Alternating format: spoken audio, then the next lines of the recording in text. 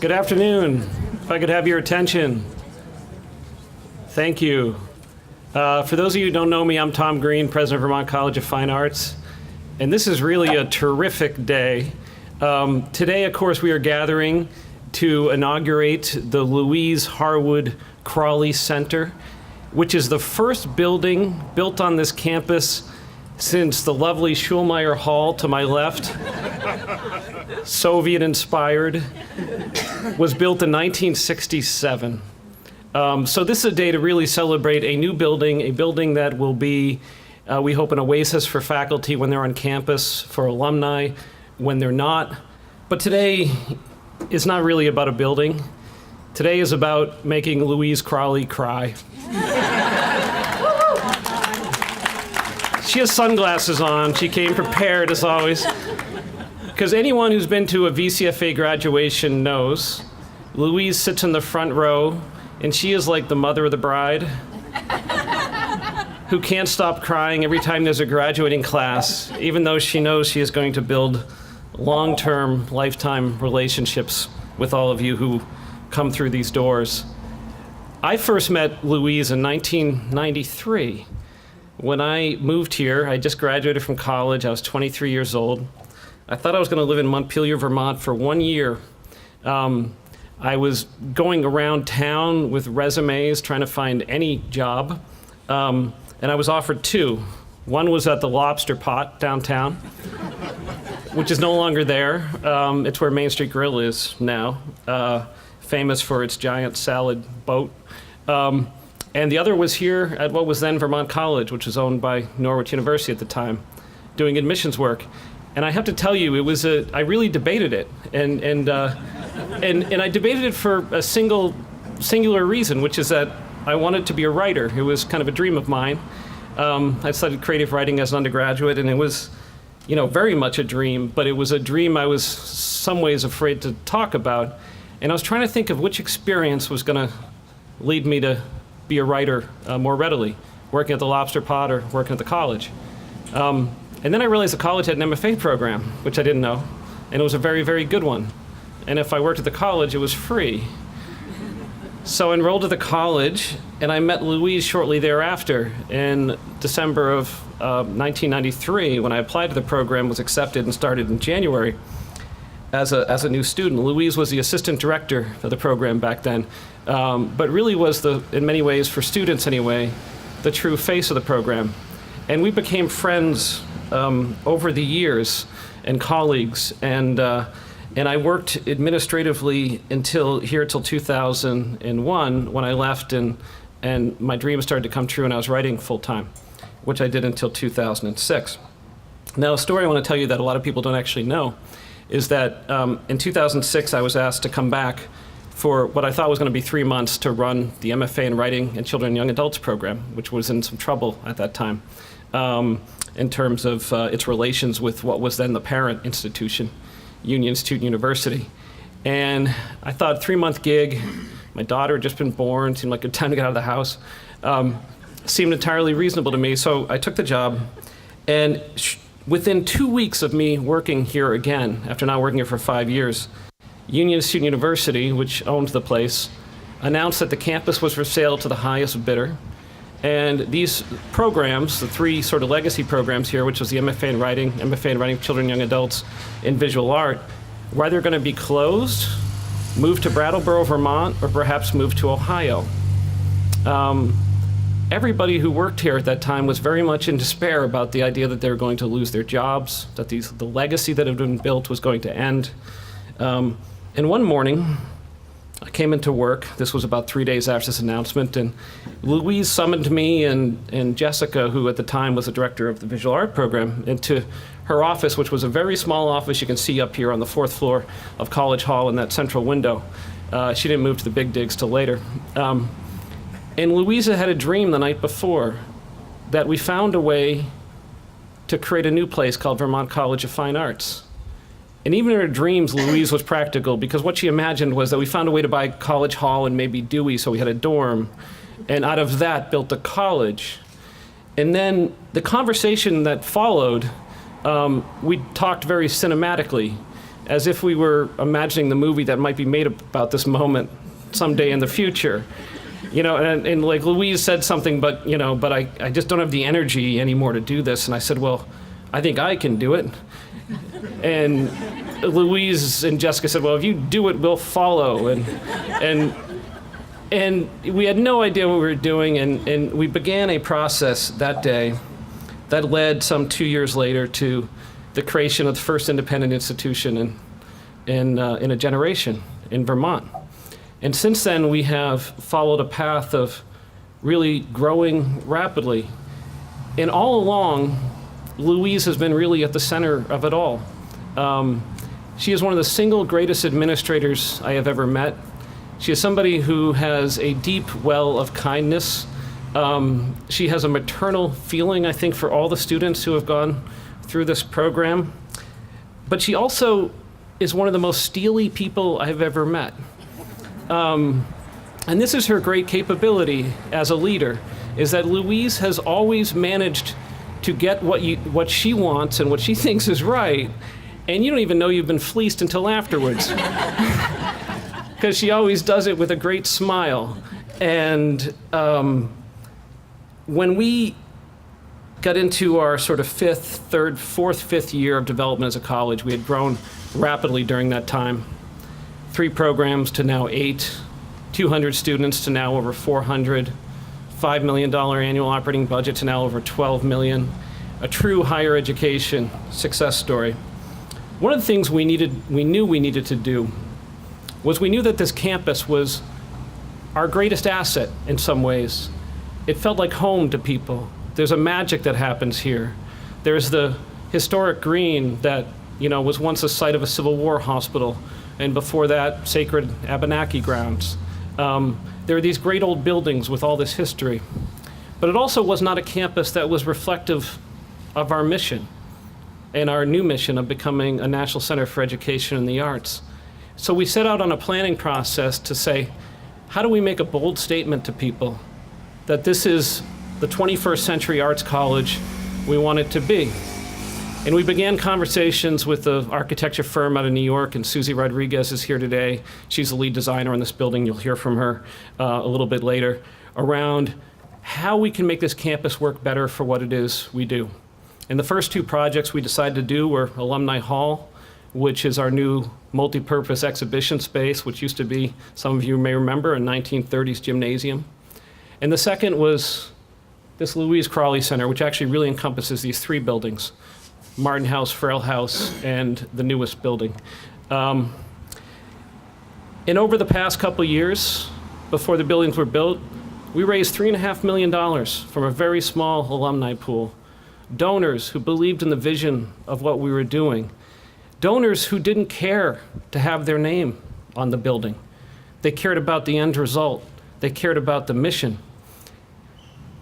And when it came time to think of how to name this building, it became very clear that there was only one right name for it, because no one had represented this college over the 35 years of this program. No person who is not a writer, I will submit to you, has been more of a muse to thousands of writers than anyone else I know than Louise Crowley.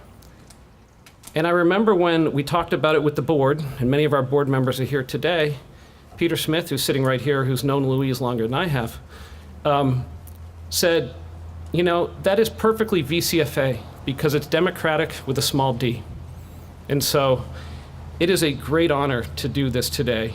There are a number of people I want to thank, because in addition to raising $3.5 million, we also participated in a federal program that is really designed around economic development. And Beth Booten is here. I see you, Beth, from Rural Vermont Ventures. Did I get that right? Close? Vermont Rural Ventures? Yeah. Rural Vermont Ventures is actually like a paddling thing. And they partnered with us on a way to do this financing in a creative way that was incredibly helpful towards lifting the hopes of this college, the spirits of it. Right before I got on, I actually just received a letter from Katarina, who's here from Bernie Sanders' office, from Bernie. And I know that a lot of our faculty and students have been feeling the burn. And he says, although my schedule prevents me from joining you today, I'm like, come on, man, how busy are you? To celebrate the expansion and renovation of Vermont College Fine Arts Campus in Montpelier, he wants to take this opportunity to congratulate everyone who was involved in this successful project. And he goes on to talk about the new markets tax credit, but really also that as the only college devoted exclusively to graduate fine arts education, we are occupying an increasingly critically important niche in Vermont's higher education landscape. I want to thank the architects who worked on this project. In addition to Susie Rodriguez, I think I saw Jay Ansel somewhere. Jay's hiding in the back there, from Black River Design, which is a Montpelier firm which led the efforts. Connor Contracting, which did the actual physical work here, great Vermont company, and everybody who contributed to this. Before we hear from other people, I do have one thing I want to present to Louise, and in the tradition of VCFA, I want to do a very brief reading from it, but we're a place that in many ways is all about books. And when Robin Oliveira, who is one of our graduates, she has had 2 New York Times best-selling novels, heard that Louise was retiring, which isn't really true, because you're actually going to keep working here in a new role, which we're very excited about, but you're going to not work, hopefully, as hard. She decided to reach out to alumni and ask them for their reflections on Louise, and she created a book in conjunction with our folks, which I'm going to present to you, which is called Louise Crowley, A Tribute. I know, this is the part where we're going to kill you, right? But there are so many people in here, and there are so many people who capture the essence of who you are, but I thought I would read a piece from Wally Lamb, who graduated in 1984. And he says, when I got to Montpelier that July afternoon in 1982, E.T. was a summer's blockbuster, Ronald Reagan was president, and the internet was another 10 years into the future. I stumbled into Noble Hall with my electric typewriter, my heavy suitcase, and my head full of self-doubt. But then a short, cute, dark-haired woman with a reassuring smile and a calming voice handed me a fat packet and a room key. The 10 days and 4 semesters that followed changed the course of my life. So much has changed since then, only Louise Crowley hasn't. For well over 30 years now, she has remained the warm and reassuring mainstay of our beloved MFA program, who's been there consistently for MFA faculty, new and graduating students, and those between, and scores of grateful alumni. She's even there for the ghosts that haunt College Hall. Miraculously, Louise even looks the same, which makes me suspicious that Fountain of Youth may be located somewhere along the Winooski River. If low-residency programs were rodeos, Louise would be the circuit's champion bucking bull rider. Having never once fallen off in well over 30 years, she is now elected to dismount, triumphant and undefeated. Thank you, Louise. I'm grateful for all of your good work on behalf of writers and readers whose lives you have touched in countless and immeasurable ways. May you and Roger enjoy this new phase of your shared life.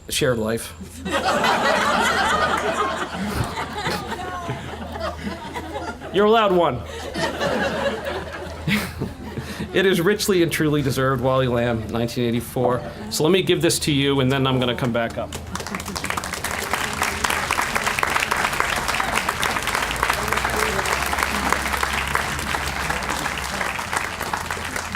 And now I'd like to welcome Bill Schubart, Chair of our Board of Trustees, to the podium to say a few words on behalf of the board.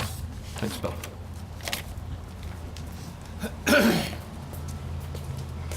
It's a great honor to be here today. And I have to say the greater honor is to chair this phenomenal organization. I have served on boards over the course of my entire professional and business life. But I have to say, and I mean this, I have never served with a board of trustees that has the commitment, the visceral, emotional, and intellectual and financial commitment to an institution. It's just, I've never had this experience. I'm the second board chair after the founding chair, Con Hogan, who did the lion's share of the heavy lifting. So my job today is just to marshal the energy the enthusiasm and the commitment of this board. And I'd like to just recognize, I think I've seen everybody. We have Casper Martin, who has been a very, very generous board member and has a really true commitment to this. And Casper, you're an alum, aren't you? Yes. Yeah, that's what I thought. And we have Tobin Anderson, whom all of you know. And we have Catherine Patterson, who everybody knows. And Peter Smith. And is anyone else here I'm missing? Oh, Susan. How are you? Susan. Yes. So I just can't tell you what a pleasure it is. And we have 3 new trustees coming on. One is a federal judge, retired federal judge from New Jersey, who I had lunch with the other day. Fascinating, extremely committed to what we're doing, very excited and enthusiastic, and happens to be Con Hogan's brother, Michael Hogan. And also Catherine Caravelli is joining the board, and she is a young entrepreneur and has been involved with the startup of Dealer.com, and she's very excited, and she brings some very interesting and unique skills to the board. And then we have also joining Michael Rosenfeld, who was president of National Geographic Television for 22 years. So I'm sure will be a great resource to our new film curriculum, and he also is very excited. So I'm going to finish up by my remarks by just saying thank you all for your commitment and enthusiasm to this institution. It's hard to really speak because I get very emotional when I talk about it. But I'd also like to say thank you to Louise. I've only come to know you in my last few years here, and to understand your presence and your creativity and how much you've made this place. So I'm glad you're going to continue to work with us in a different capacity, and I look forward to working with you. So thank you all very much.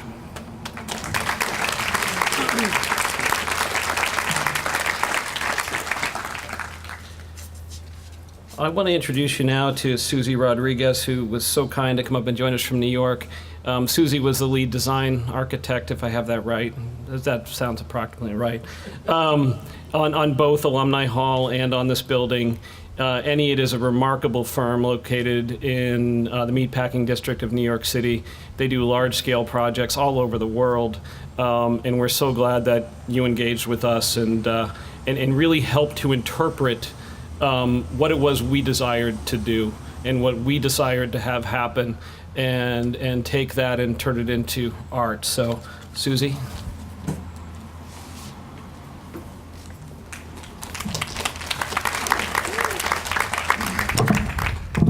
So you wonder why this happened. I think it's a lot about guts, and I think Tom represents so much of that, and for us to interpret his and the college's vision is really underlies it all.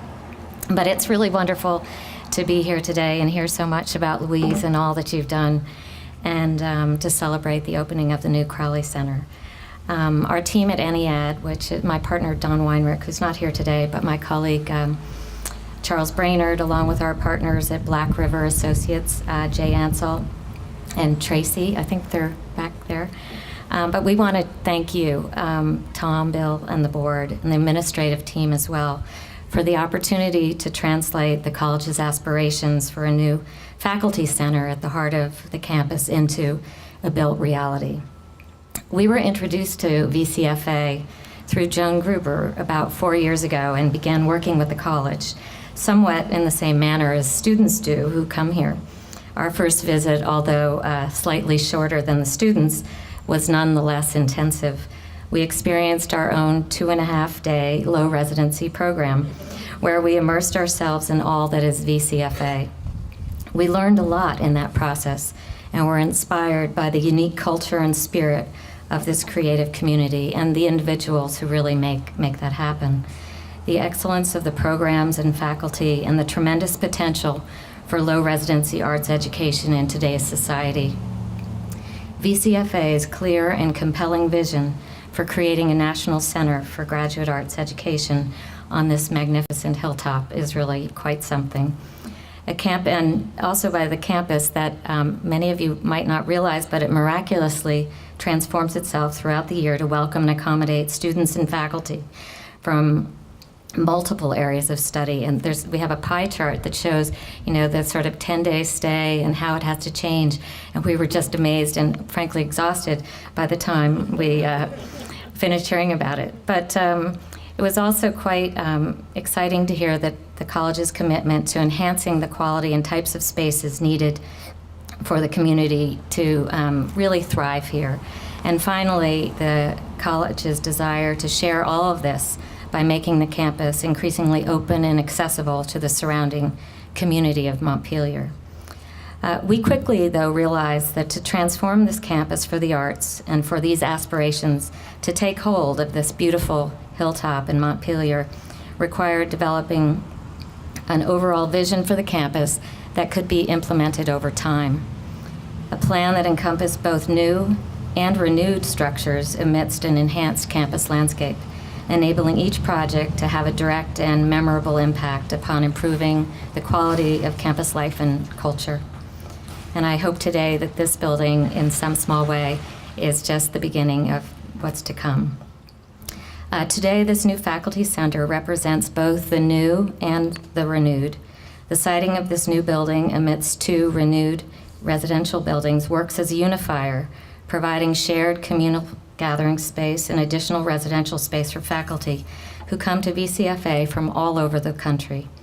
The design of the building draws from the material traditions of New England and the context with its clapboard siding and the Vermont marble, which some of you are sitting on today, but also introduces new ideas about openness and transparency to connect interior and exterior space. So following upon the transformation of Alumni Hall, it's really exciting to see this next step realized with the Crowley Center, one that continues to balance old and new on a campus that has evolved over more than a century. We're so honored to be part of this community and for the wonderful collaboration working with Tom, Bill, Matt, and the board in supporting their vision for the college. We brought to this endeavor a longstanding commitment to strengthening the arts through our work and an attitude about architecture and design that seeks to connect people with their place in the world and each other.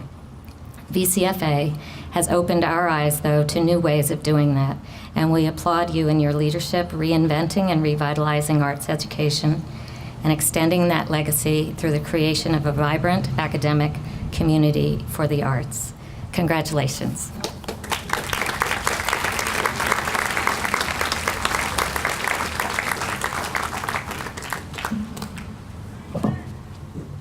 Before I introduce, Louise, guest of honor today, I did want to acknowledge our mayor. I just saw him a minute ago. Did he go away? John Haller, I just want to acknowledge you. Thank you for coming. Caught him when he was leaving. Mayor Montpelier, good friend of the college. Thanks, John. I forgot to acknowledge you before. Well, without further ado, Louise Crowley.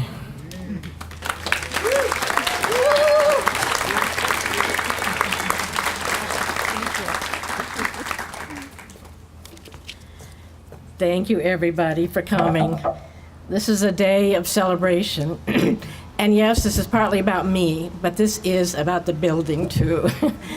Those of you who have been around for a long time, whether you're staff members or faculty members that maybe have taught for us for a long time, have known that we've been dreaming about a place to house faculty in nicer housing and to have a place for alumni to come back for decades. We've been thinking about that. So that we're here today celebrating this means a lot to me, of course, personally, but I know it means an awful lot to other people, and this has just been a great effort, and I'm just so happy to be here looking at this and celebrating the opening of it. I want to say my gratitude to Tom and the rest of the senior staff, and to Bill and the rest of the Board of Trustees, and anybody else who had a hand in deciding to name this after me. I cannot ever adequately express what that means to me. And I'm not sure that I'm ever really going to get used to it, because every time I see Now I'm looking at signage. Every time I hear the Crowley Center, every time I see it in print, it makes me stop and pause. And I love it, but I'm really not sure if I ever am going to get used to it. But it's the greatest honor imaginable. I just can't imagine anything that I would appreciate more. So my enormous thanks to everybody who had a hand in making that decision. I want to say something about the building itself, too. I absolutely love this building, and I love the design of it. I'm a native New Englander and a traditionalist in most every way, and yet every time I come over here to this building, I like it more, and I'm drawn more to it. And I'm going to drag my husband in here some night, and we're going to spend a night here so we can really get a sense of what it feels like. But I just, I love the design of it, and I'm just, thank you so much to the architects and the people that had a hand in it. It's just beautiful. And I actually, as Tom mentioned, the 3 buildings comprise the Crowley Center, and all 3, I hope all of you get a chance to look at them sometime. They each have a different character and a different feel to them, and so far from what I'm hearing from faculty, people are really liking all of the buildings, and I think it just makes a wonderful center for faculty, of course, to live in, but we hope that our alumni, and all of you students who are here will soon be alumni, we hope that alumni will find their way here to stay for a retreat or a small workshop together or whatever, and make a lot of use of it. We hope to see it very busy in the years to come. I also appreciate that this building, as well as the renovation of Alumni Hall, are making us look more like an arts college. I love this campus. I've been here for 35 years. I love the old traditional New England campus and the brick buildings. But I think it's so appropriate and so beautiful that we actually are looking like an arts college now. Between this and the sign and Alumni Hall, it really is starting to look different. And I think very wonderful and very appropriate for who we are these days. And I especially like the dual purpose of it. Nothing could make me happier than to know that these buildings serve both the faculty and the alumni. Faculty and the alumni, and all of you students who will soon be alumni, as I said, are the reason that I've been here for 35 years. So the fact that these buildings are here to make you more comfortable and more happy being on campus and to serve you in the years to come, I couldn't have asked for any other purpose to suit me better. So it aligns well with myself. So all I can say is thank you from the bottom of my heart to all of you, and I love you all.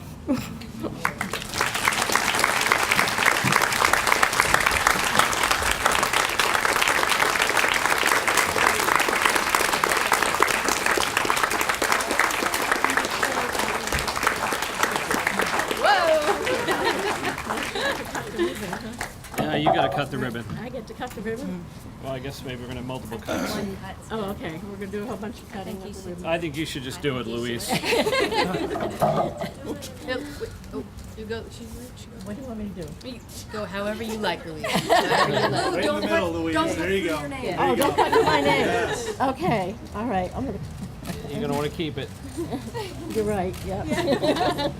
Yeah!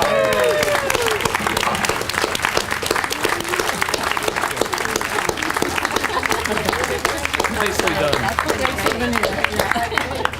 I want to thank you so much for everybody coming today. I want to invite you all to join us in the library where I believe we have wine and cheese and other refreshments. Thank you.